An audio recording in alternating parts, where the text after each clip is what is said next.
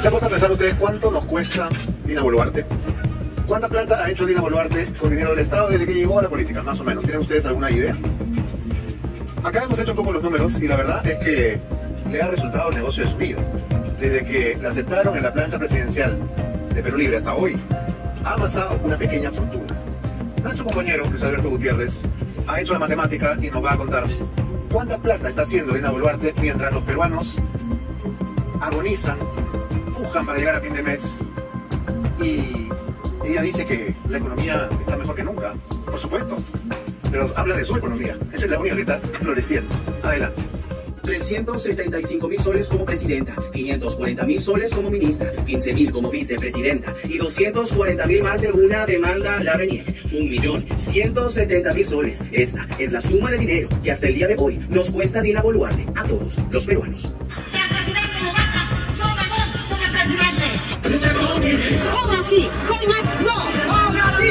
¡Coimas no! 240.000 soles, gracias a un misterioso juicio ganado. 15.000 soles mensuales como presidenta desde 2022. 30.000 soles como ministra por un año. Y 15.000 más como vicepresidenta. Rolex, arreglitos faciales y jugosos aguinaldos que, a lo largo de su penosa carrera, han llenado las arcas de Dina Boluarte mientras el país se desangra entre el sicariato y la delincuencia. Pero la tristemente célebre ex asesora de RENIEC sigue engordando sus bolsillos, cobrando religiosamente su sueldo, mantenida, claro está, con el dinero de todos los peruanos.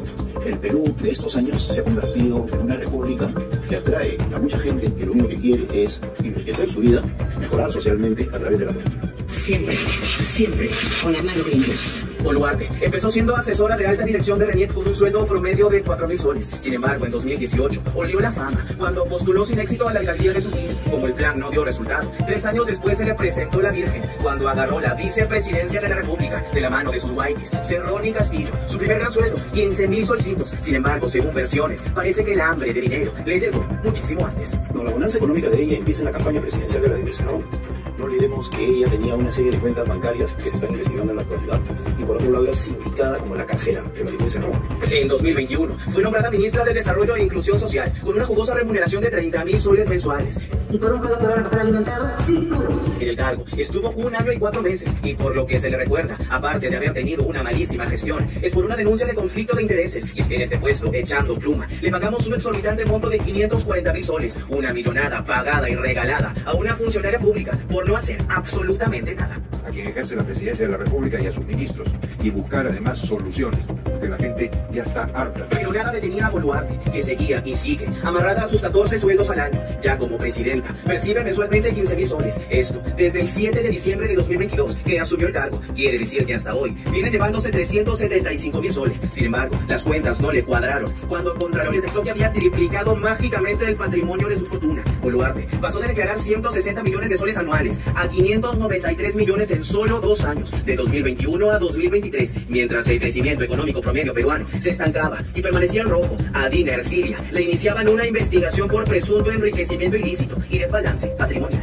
Pero como si fuera poco, el hambre de dinero de la mandataria fue por más. En 2020 demandó a la RENIEC, donde trabajó entre 2007 y 2015, exigiéndole el pago de $500,000 de soles, solicitando los honorarios de sus beneficios laborales y sindicales, que no son más que bonificaciones y hasta canastas navideñas. Lo curioso es que el fallo favoreció a la jefa de Estado, quien desde 2025 recibirá por parte del Estado el pago de 240.000 soles. Boluarte parece una nueva rica, esas que ostentan Rolex, joyas, y a la que le interesa poco o nada los problemas del país. Estirarse los pliegos faciales es solo una de sus tantas frivolidades. Quizá por eso solo un 4% aprueba su gestión. Quizá por eso no solo la tildan como una presidenta desubicada, sino como la presidenta más impopular del mundo. Una blindada por el Congreso, una que se ofende y ofusca cuando la prensa hace su trabajo. Yo jamás he visto en mi vida que una presidenta de la República se presente luego de 100 días en conferencia de prensa y no sea el titular en toda la prensa peruana.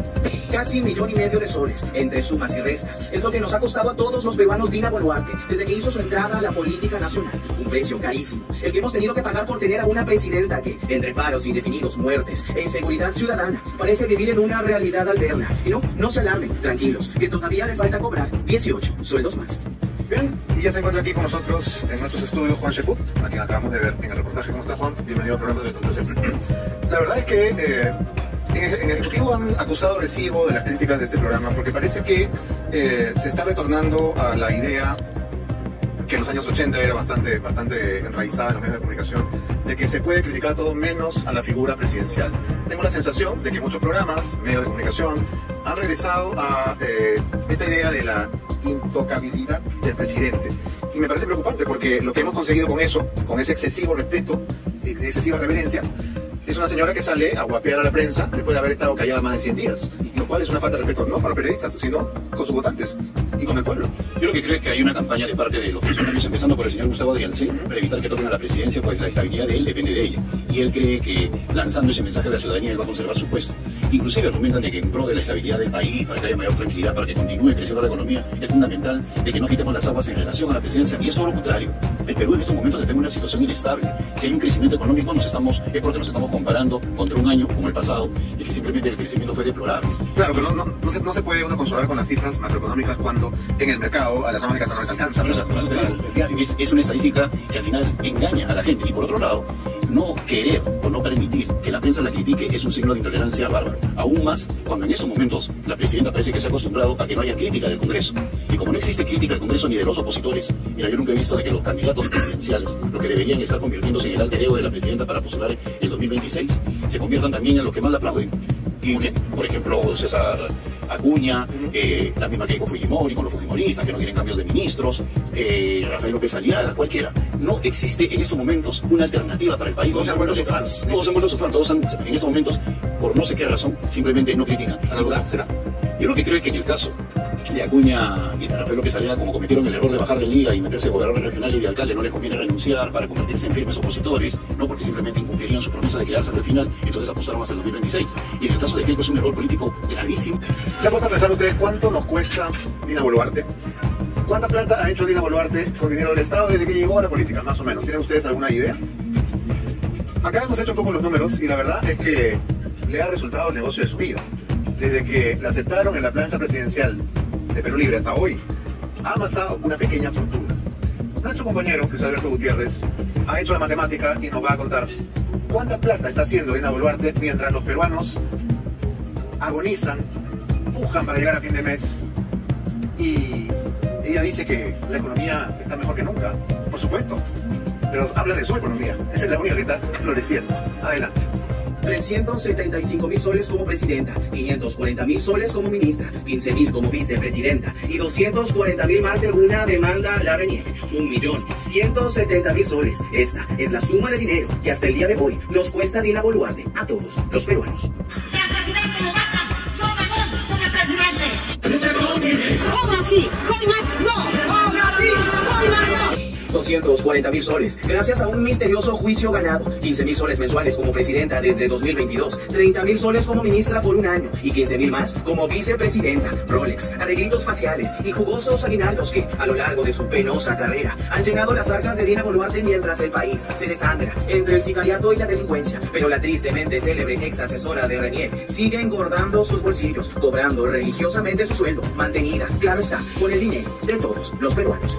El Perú de estos años se ha convertido en una república que atrae a mucha gente que lo único que quiere es enriquecer su vida, mejorar socialmente a través de la política. Siempre, siempre con las manos limpias. Boluarte empezó siendo asesora de alta dirección de RENIEC con un sueldo promedio de 4.000 soles. Sin embargo, en 2018 olió la fama cuando postuló sin éxito a la alcaldía de Surquillo. Como el plan no dio resultado, 3 años después se le presentó la Virgen cuando agarró la vicepresidencia de la República de la mano de sus guayquis, Cerrón y Castillo. Su primer gran sueldo, 15.000 solcitos. Sin embargo, según versiones, parece que el hambre de dinero le llegó muchísimo antes. No, la bonanza económica de ella empieza en la campaña presidencial de Vladimir Cerrón.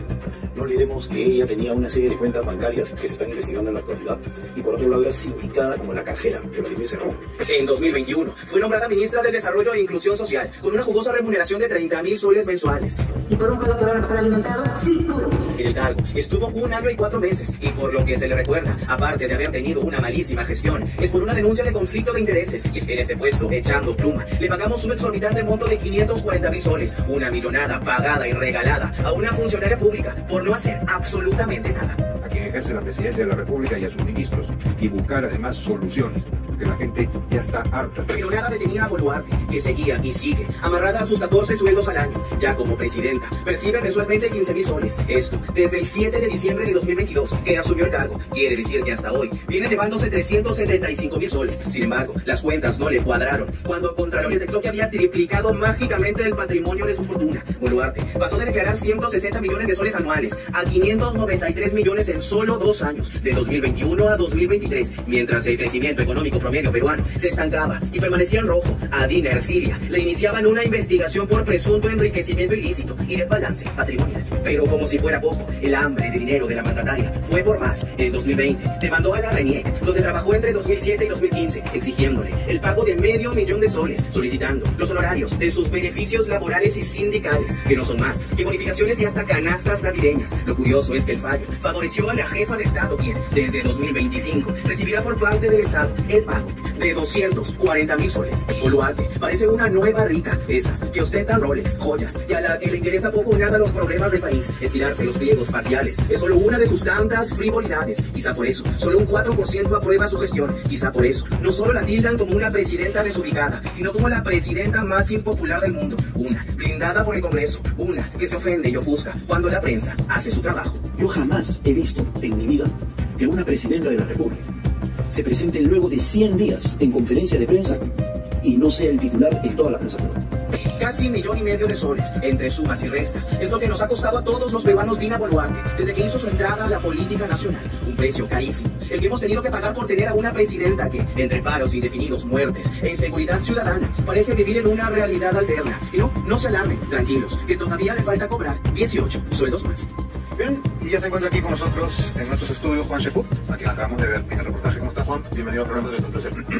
La verdad es que en el Ejecutivo han acusado recibo de las críticas de este programa porque parece que se está retornando a la idea que en los años 80 era bastante enraizada en los medios de comunicación, de que se puede criticar todo menos a la figura presidencial.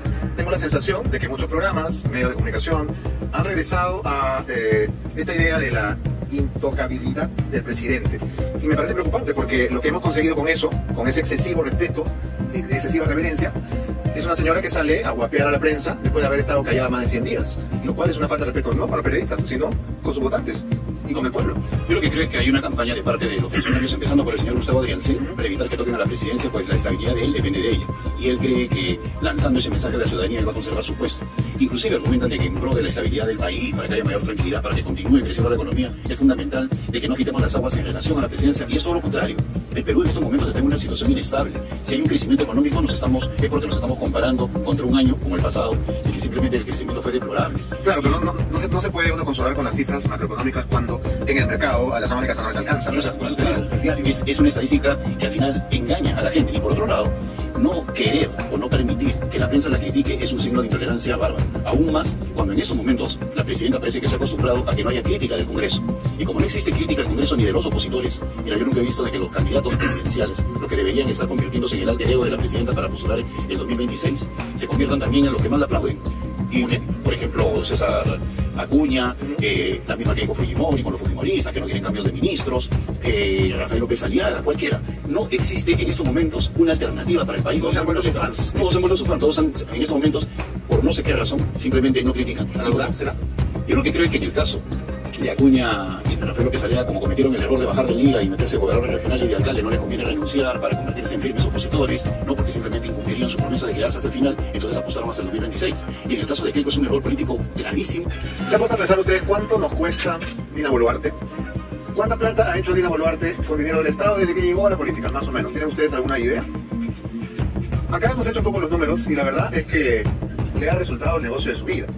Desde que la aceptaron en la plancha presidencial de Perú Libre hasta hoy, ha amasado una pequeña fortuna.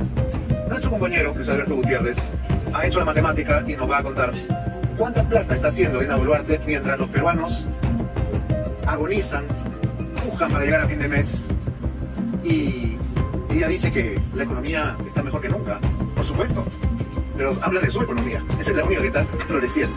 Adelante. 375.000 soles como presidenta, 540.000 soles como ministra, 15.000 como vicepresidenta y 240.000 más de una demanda a la RENIEC. 1.170.000 soles. Esta es la suma de dinero que hasta el día de hoy nos cuesta Dina Boluarte a todos los peruanos. Señor presidente, lo basta. Yo me voy, señor presidente. Obra sí, Coimas no. Obra sí, Coimas no. 240.000 soles, gracias a un misterioso juicio ganado. 15.000 soles mensuales como presidenta desde 2022. 30.000 soles como ministra por un año. Y 15.000 más como vicepresidenta. Rolex, arreglitos faciales y jugosos aguinaldos que, a lo largo de su penosa carrera, han llenado las arcas de Dina Boluarte mientras el país se desangra entre el sicariato y la delincuencia. Pero la tristemente célebre ex asesora de Reniec sigue engordando sus bolsillos, cobrando religiosamente su sueldo, mantenida, claro está, con el dinero de todos los peruanos. El Perú de estos años se ha convertido en una república que atrae a mucha gente que lo único que quiere es enriquecer su vida, mejorar socialmente a través de la política. Siempre, siempre con las manos limpias. Boluarte empezó siendo asesora de alta dirección de Reniec con un sueldo promedio de 4.000 soles. Sin embargo, en 2018 olió la fama cuando postuló sin éxito a la alcaldía de Suquillo. Como el plan no dio resultado, 3 años después se le presentó la Virgen cuando agarró la vicepresidencia de la República de la mano de sus guayquis, Cerrón y Castillo. Su primer gran sueldo, 15.000 solcitos. Sin embargo, según versiones, parece que el hambre de dinero le llegó muchísimo antes. No, la bonanza económica de ella empieza en la campaña presidencial de la divisa NOM. No olvidemos que ella tenía una serie de cuentas bancarias que se están investigando en la actualidad y por otro lado era sindicada como la cajera de la divisa NOM.